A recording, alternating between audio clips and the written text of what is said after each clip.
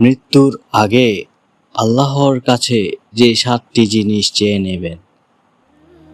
মৃত্যু মানুষের জীবনের সবচেয়ে নিশ্চিত সত্য, কিন্তু কখন, কোথায় এবং কি অবস্থায় মৃত্যু আসবে তা একমাত্র মহান আল্লাহই জানেন।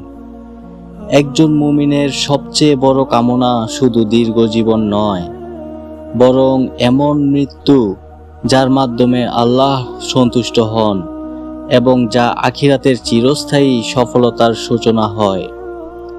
তাই একজন ঈমানদার বান্দা সবসময় আল্লাহর কাছে হুসনুল খাতিমা বা উত্তম পরিণতি কামনা করেন। কোরআন ও সহিহ সুন্নাহ আমাদের শিখিয়েছে, মৃত্যুর সময়ের চেয়ে মৃত্যুর অবস্থা অধিক গুরুত্বপূর্ণ। তাই আসুন আল্লাহর কাছে এমন কিছু বিষয় প্রার্থনা করি যা আমাদের দুনিয়া ও আখিরাত উভয় জীবনের জন্য কল্যাণকর। তা হলো 1, হে আল্লাহ, আমাদের ঈমানের উপর মৃত্যু দান করুন। আল্লাহ তাআলা বলেন, হে ঈমানদারগণ, তোমরা আল্লাহকে যথাযথভাবে ভয় করো এবং মুসলিম আত্মসমর্পণকারী অবস্থায় ছাড়া মৃত্যুবরণ করো না। সূরা আল ইমরান আয়াত 102। 2, হে আল্লাহ, নেক আমলের মধ্যে আমাদের মৃত্যু দান করুন। রাসূলুল্লাহ সাল্লাল্লাহু আলাইহি ওয়াসাল্লাম বলেছেন, আল্লাহ যখন কোনো বান্দার কল্যাণ চান তখন তাকে নেক কাজে নিয়োজিত করেন। সাহাবীরা জিজ্ঞাসা করলেন, কিভাবে? তিনি বললেন, আল্লাহ যখন কোনো বান্দার কল্যাণ চান তখন মৃত্যুর আগে তাকে নেক আমলের তৌফিক দেন এবং সেই অবস্থায় তার মৃত্যু হয়। তিরমিজি 2142। নাম্বার 3, হে আল্লাহ, মৃত্যুর সময় আমাদের মুখে কালিমা দান করুন। রাসূলুল্লাহ সাল্লাল্লাহু আলাইহি ওয়াসাল্লাম বলেছেন, যার সর্বশেষ কথা হবে লা ইলাহা ইল্লাল্লাহ, সে জান্নাতে প্রবেশ করবে। আবু দাউদ 3116। নাম্বার 4, হে আল্লাহ, আমাদেরকে পবিত্র অবস্থায় মৃত্যু দান করুন। একজন মুমিন সর্বদা পবিত্রতা বজায় রাখার চেষ্টা করবে। যদিও ওযু অবস্থায় মৃত্যু হলে বিশেষ কোনো সহিহ ফজিলত বর্ণিত নেই, তবুও পবিত্রতা ইসলামের অন্যতম বৈশিষ্ট্য। রাসূলুল্লাহ সাল্লাল্লাহু আলাইহি ওয়াসাল্লাম বলেছেন, পবিত্রতা ঈমানের অর্ধেক। মুসলিম শরীফ 223।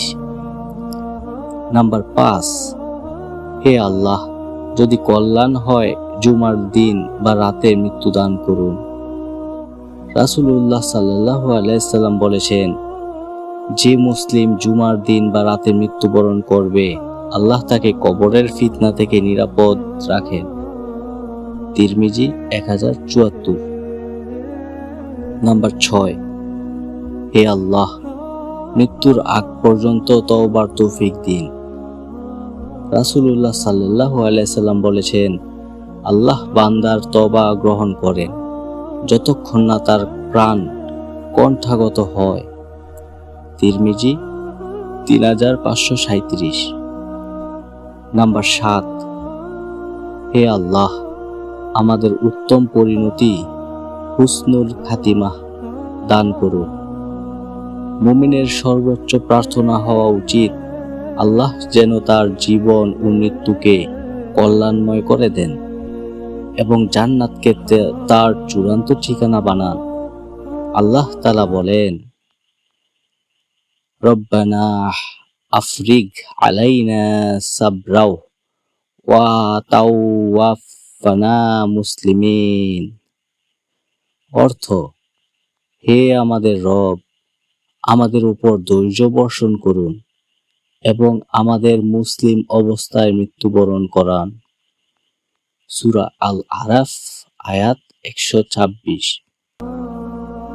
যে বিষয়গুলো নিশ্চিতভাবে বলা ঠিক নয়, অনেকেই দোয়া করেন মৃত্যু যেন ফজরের সময় হয়, মৃত্যু যেন নামাজরত অবস্থায় হয়, মৃত্যু যেন রমজান মাসে হয়, মৃত্যু যেন জায়নামাজে হয়। এগুলো কামনা করা দোষের নয়, তবে এগুলোকে উত্তম মৃত্যুর নিশ্চিত আলামত বা বিশেষ সুন্নত হিসেবে প্রচার করা ঠিক নয়। কারণ এ বিষয়ে সহিহ কোরআন বা হাদিসে নির্দিষ্ট কোনো দলিল নেই। প্রকৃত সফলতা হলো যে অবস্থায় মৃত্যু আসুক তা যেন ঈমান, তাওবা ও নেক আমলের উপর আসে। মৃত্যুর সময় আমাদের হাতে নেই, কিন্তু মৃত্যুর প্রস্তুতি আমাদের হাতেই রয়েছে। তাই সময়, স্থান বা বিশেষ পরিস্থিতির চেয়ে অনেক বেশি গুরুত্বপূর্ণ হলো আমাদের ঈমান, আমল, তওবা এবং আল্লাহর সঙ্গে সম্পর্ক। আসুন আমরা প্রতিদিন আল্লাহর কাছে দোয়া করি, হে আল্লাহ, আমাদের ঈমানের সঙ্গে জীবন দান করুন, ঈমানের উপর মৃত্যু দান করুন, নেক আমলের তৌফিক দিন। মৃত্যুর সময় আমাদের জিহ্বায় কালিমা জারি রাখুন এবং আমাদের হুসনুল খাতিমাহ নসিব করুন। আল্লাহ তাআলা আমাদের সবাইকে ঈমানের সঙ্গে নেক আমলের উপর এবং তার সন্তুষ্টি অর্জনকারী অবস্থায় মৃত্যু বরণ করার তৌফিক দান করুন। আমিন।